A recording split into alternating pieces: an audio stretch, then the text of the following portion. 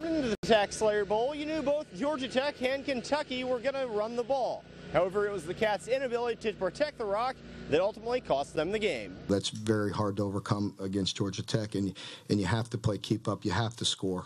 You know, possessions are limited. You got to score points earlier than we did. But the Wildcat offense struggled to just 3 points in the first 3 quarters because the Rambling Wreck kept pressure on Steven Johnson the whole game. He was under a lot of pressure. I was disappointed. We had some shots.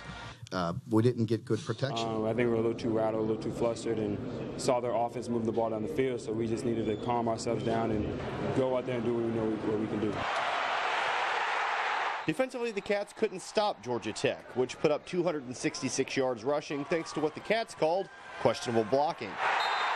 We worked a lot on the chop block, so I don't think I got chopped at all today, but I can't speak for everyone, though.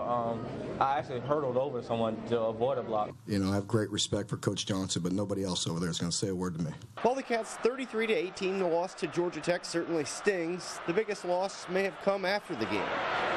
Just told Coach Stoops after the game that I would be declaring for the 2017 NFL Draft. So, like I said, it's been a fun ride for me, and I can't thank Kentucky, the University of Kentucky, and the fans enough. Looking back on the season, Coach Stoops says it's hard to consider this season anything other than a success after making the program's first bowl game in 6 years and, of course, beating Louisville. From Jacksonville, Florida, Holden Kruwicki, WHAS 11 News.